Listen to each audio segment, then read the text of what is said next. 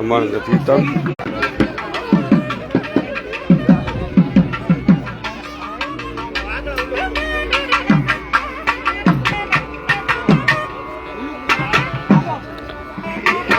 அரோஹரா அரோஹரா.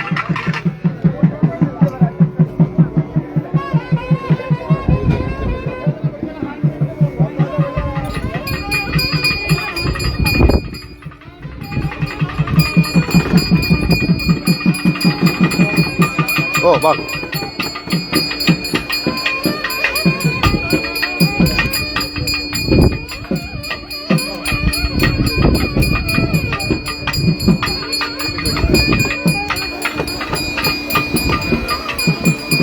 அரோஹரா அரோஹரா. வாங்க வந்துட்டேன்.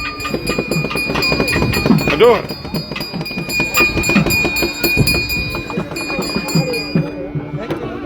மலையாச்சு.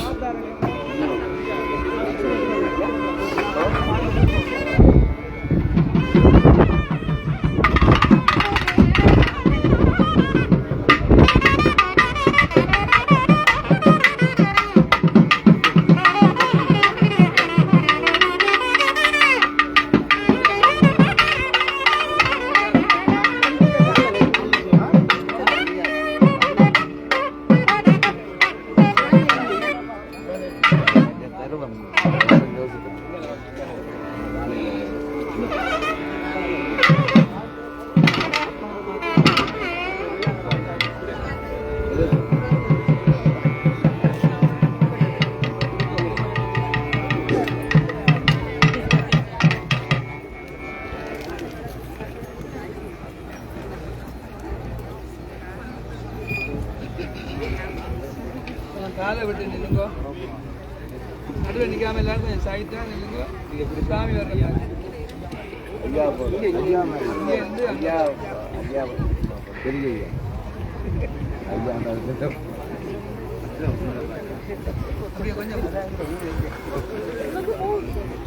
இது புது தீர்த்தக்கேணியா? அம்மன்ற புது தீர்த்தக்கேணியா?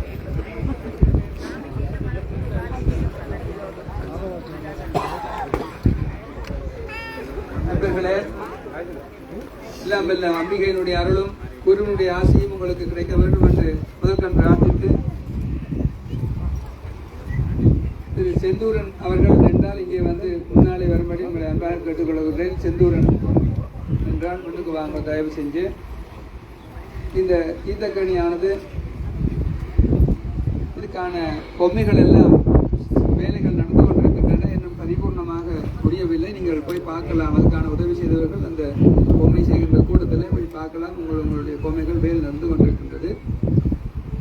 அடுத்து இந்த தீர்த்தக்கேணியுடைய முக்கியமான சிலவை வந்து செந்தூரன் ஃபேமிலி அவர்கள் எடுத்துக்கொண்டவர்கள்.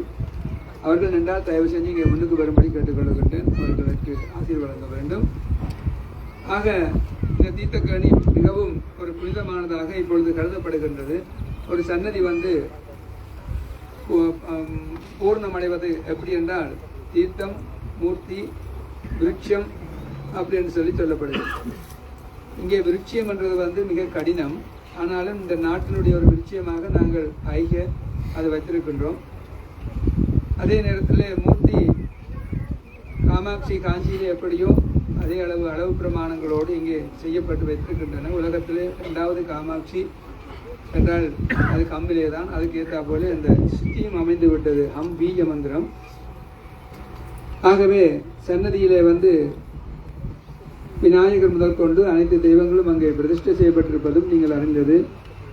நவக்கிரகம், கொடிமரம், இப்படி எல்லாம் கோபுரம் எல்லாம் இருக்க வேண்டும் என்று விதிகள் சொல்லுகின்றன. சில ஆலயங்கள் விதிகளுக்கு மாறி நடப்பது முன்பு அது சந்தர்ப்பங்கள், சூழ்நிலைகள் அந்த இடத்துக்கு ஏற்றால் போல் அல்லது தேசத்துக்கு ஏற்றால் போல், சூழ்நிலைக்கு ஏற்றால் போல் சில அமைக்கின்றார்கள். அது வேறு சமாச்சாரம். ஆனால் இங்கே திட்டமிட்டு இது எப்படியாவது நிரந்தரமாக எங்களுடைய சனாதன தர்மம் இருக்க வேண்டும் என்பதற்காக அடியேன் பல வகைகள் உங்களையும் பல பேரை சிரமப்படுத்தி என்பது உங்களுக்கும் தெரியும், எனக்கும் தெரியும்.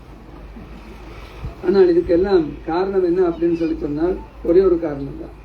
நம்மளுடைய சனாதன தர்மம் ஆதியானது, அனாதியானது, பிறரை வாழ வைப்பது. பிறரை வாழ வைத்துக் கொண்டிருப்பது. உலகத்திலே உள்ள 84 லட்சம் ஜீவராசிகளுக்கும் ஆசியும் அருளும் அன்பும் பண்பும் இவைகளை சொல்லிக் கொடுப்பது மட்டுமில்லாமல் வாழ்வியலை எப்படி இருக்க வேண்டும் என்கிற தன்மையையும் வாழ்வியலுக்கு தேவையான ஆதாரங்களையும் மந்திரபூர்வமாக தந்திரபூர்வமாக சாஸ்திரபூர்வமாக சொல்லிக் கொடுப்பதோடு திருக்கி கட்டாயமாக இப்படித்தான் நடக்க வேண்டும் என்று சில பேர் சொல்லுவார்கள். எங்களோட மதத்திலே கட்டுப்பாடு இல்லை அப்படின்னு சொல்லி. இல்லை, சரியான கட்டுப்பாடு கொண்ட மதம் நம்மளுடைய மதம். ஆனால் அந்த கட்டுப்பாட்டையே நீ பிடித்து கொண்டிருந்தால் உன்னையே நீ சில நேரம் அழித்து விடுவாய் என்பதற்காக அதுக்கு விதிவிலக்குகளையும் அது கொடுத்திருக்கின்றது. இந்த வேளையிலே அந்த விதியை மீறலாம் என்பதையும் சொல்லியிருக்கின்றது.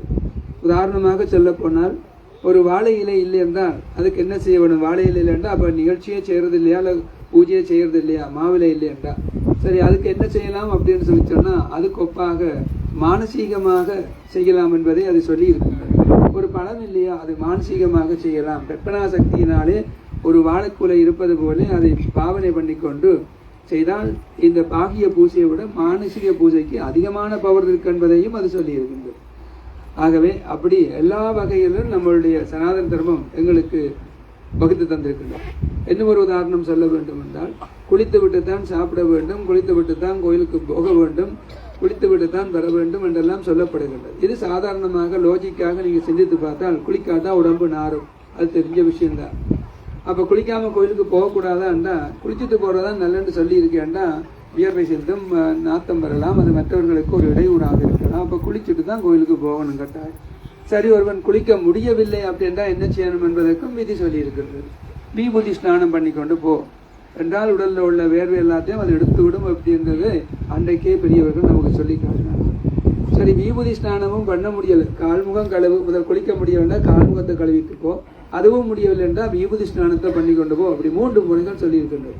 இது எல்லாத்துக்கும் பஞ்சு பிடிச்சவன் நம்ம ஆளு விபூதியை பூசிக்கொண்டு போனால் கோயிலுக்கு போகலாம்னு ஆர்கியூமெண்ட் பண்ணினா அதுக்கு சாஸ்திரம் இடம் கொடுக்காது. சரி, இங்கே வராது, நீ இப்படி வராது என்று சொன்னால் அதுதான் பெருசாக தூக்கி போடுவானே தவிர சாஸ்திரத்தையோ அல்லது நடைமுறையோ செஞ்சவில்லை. பயமாக இருக்கின்றது கொண்டு சொல்லி இப்படி இங்கே செய்யாதீங்க அப்படின்னு சொன்னால் உடனே கேள்வி, ஏன் அப்படி செய்யக்கூடாது, இந்த உடுப்போடு வராதீங்கள் கோயிலுக்குள்ளே அப்படின்னு சொல்லி சொன்னால் ஏன் வந்தால் கடவுள் ஏற்க மாட்டாரா? யார் சொன்னது? கடவுள் பிறந்தமேனியோடு தான் ஏற்பார், அது வேறு சமாச்சாரம். பிறந்தமேனியோடு தான் வந்தோம், பிறந்தமேனியோடு தான் போகின்றோம், அவருக்கு அதை பற்றி கவலை இல்லை. ஆனால் ஒரு நடைமுறை, உலகத்தினுடைய ஆச்சாரங்கள் கலாச்சாரங்கள் மற்றது பண்பு இவைகள் எல்லாம் இருக்கின்றன அல்லவா, அதை கடைபிடிக்க வேண்டும் நடைமுறையில். அப்போ அதை விட்டு போட்டு கேள்விகளுக்கு பதில் இல்லைன்னு நினைக்காதீர்கள். இந்து மதத்தில் கேள்விகளுக்கு எல்லாத்துக்குமே பதில் இருக்கின்றது. ஆக நீங்கள் புரிந்து கொள்கிற தன்மை இருக்க வேண்டும். முதல்ல கேள்வி நாங்கள் கேட்போம், நீங்கள் என்ன பதில் சொன்னாலும் நாங்கள் அதுக்கு ஏற்றுக்கொள்ள மாட்டோம்ட்டா நீ கேள்வி கேட்கவும் தேவையில்லை, நான் உனக்கு பதில் சொல்ல வேண்டிய அவசியமும் இல்லை.